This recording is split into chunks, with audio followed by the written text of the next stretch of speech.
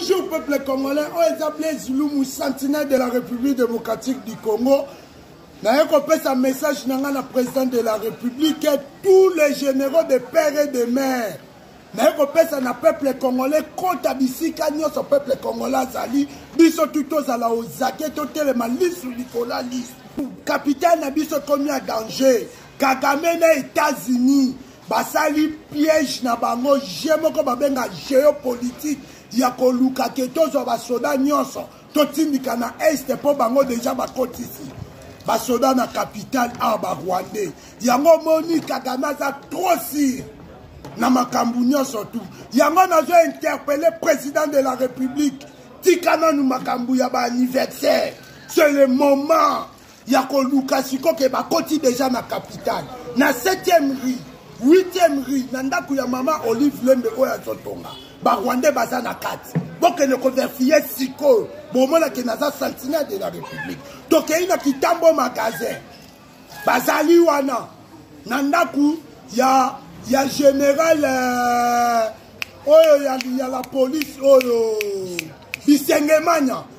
Lopango elandi. Ndako bisengemanya oyo elandi. Bazali wana ba rebelle wana. Na maluku. Na libongo ya Jean-Pierre Mbemba oye la na libongo elandi mususu kangam na Jean-Pierre Mbemba ba rebelle bazawana ozui na Montfleury oleki ndako ya Jibe na Kofi face à face wana bazali wana baza déjà ozage bazo luka déjà ba travailler na Tchad na commune Tchad ce qui a venu Tchad côté ya Kitambo magasin bazali wana boke ne ko verfier siko boko kuta ba rebelle bazawana bazo zelaka ba sekle biso ba boto la biso capitale ndenge Mamado boto la ki na Guinée yango atake sentinelle de la République démocratique du Congo nazo pesa déjà message na Brazzaville na village ya Brazzaville ba bomba miwana bazo zelaka ka renfort o eza na maluki basanga ba boto la biso mboka yango nazo lancer combattant